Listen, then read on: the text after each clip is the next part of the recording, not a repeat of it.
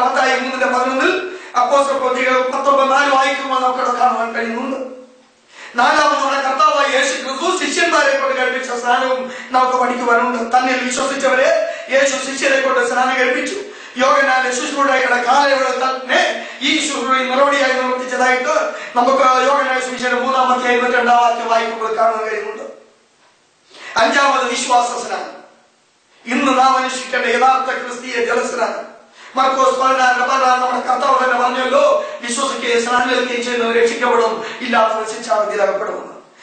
ആത്മസ്നാനം, പരിശുദ്ധാത്മാവിനാലുള്ള സ്നാനം.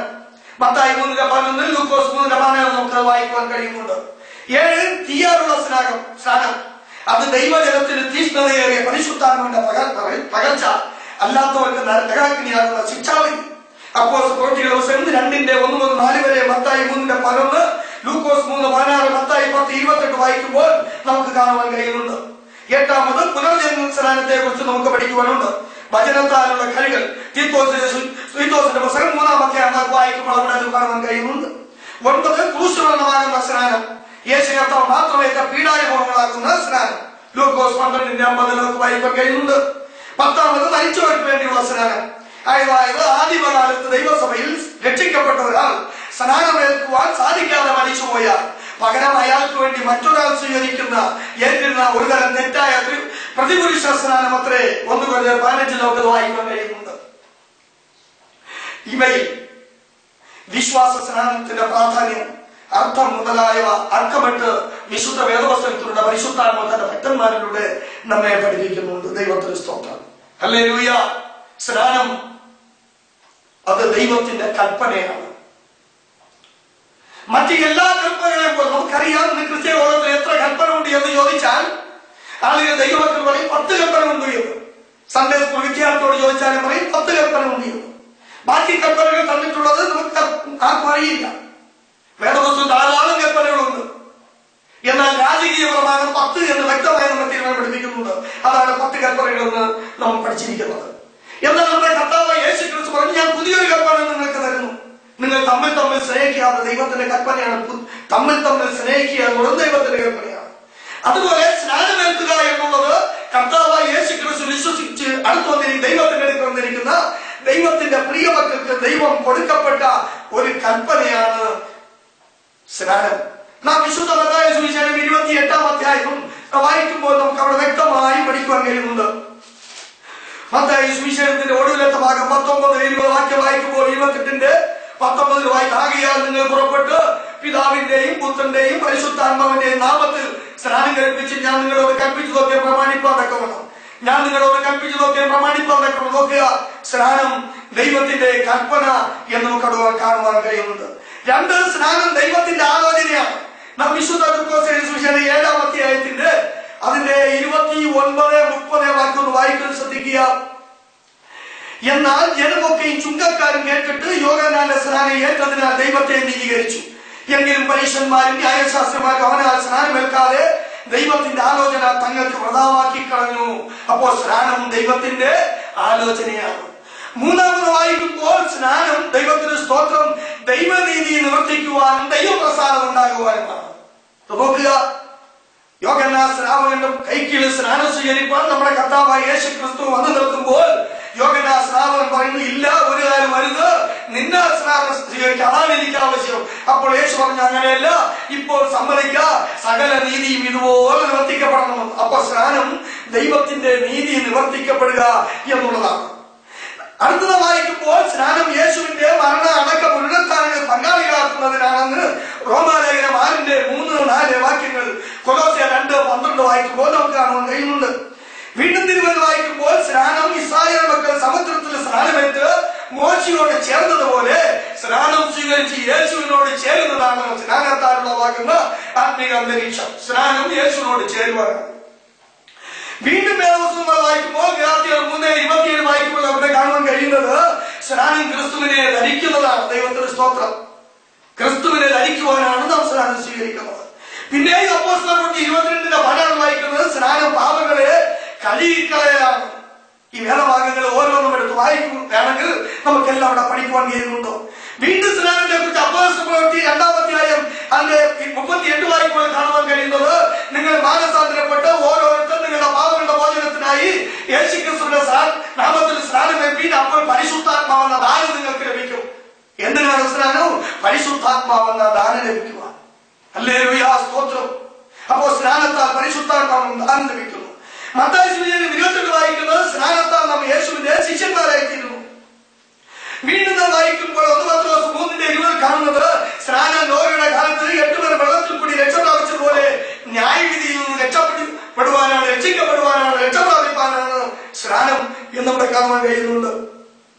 അത് മാത്രമല്ല, നമുക്ക് വായിക്കാൻ കഴിയുന്ന സ്നാനം നല്ല മനസാക്ഷിക്ക് വേണ്ടിയുള്ള ഒരു അപേക്ഷയും കൂടിയാണ്. ഹല്ലേലൂയ, സ്തോത്രം. അപ്പോൾ സ്നാനത്തെ കുറിച്ച് വ്യക്തമായും സത്യവേദ പുസ്തകം ധാരാളം കാര്യങ്ങൾ നമ്മെ പഠിപ്പിക്കുന്നത് നമുക്ക് കാണാൻ കഴിയുന്നുണ്ട്. എന്നാൽ ആരാണ് സ്നാനം എടുക്കേണ്ടത്? ഇതാണ് നമ്മുടെ ചിന്താ വിഷയം. ഈ വിഷയത്തിന്മേലാണ് ലോകത്തിലെ സഭകള് ഇന്ന് ദൈവവചനം അനുസരിക്കാതെ അന്യം നിന്ന് പോകുന്ന കാര്യത്തിൽ ആരാണ് സ്നാനം എടുക്കേണ്ടത്? നാം ഒന്ന് കേട്ട് കഴിഞ്ഞു, സ്നാനം വെള്ളത്തിൽ ഇറങ്ങി മാത്രമേ സ്നാനമുള്ളൂ. സ്നാനം എന്ന വാക്കിന്റെ അർത്ഥമേ മുങ്ങുക എന്നാണ്. നിമജ്ജനം ചെയ്യുക, അയക്കുക എന്നൊക്കെയാണ് നമുക്ക് വായിക്കാൻ കഴിയുന്നത്. ദൈവത്തിന് സ്തോത്രം. അതിനെക്കുറിച്ച് വ്യക്തം ധാരാളം കാര്യങ്ങൾ പഠിക്കുമ്പോൾ റോമൻ കത്തോലിക്ക സഭയെ പണ്ഡിതനായ ബ്രണ്ണർ പറയുന്നത് 13ാം നൂറ്റാണ്ട് വരെ സാധാരണമായും ക്രമമായും ആളുകളെ വെള്ളത്തിലിറക്കി മുക്കിയായിരുന്നു സ്നാനം കഴിപ്പിച്ചു പോകുന്നത്. റോമൻ കത്തോലിക്കലെ പണ്ഡിതൻ പറയുന്നത് 1300 വരെ സ്നാനം വെള്ളത്തിൽ ഇറക്കി മുക്കുകയായിരുന്നു എന്നാണ്.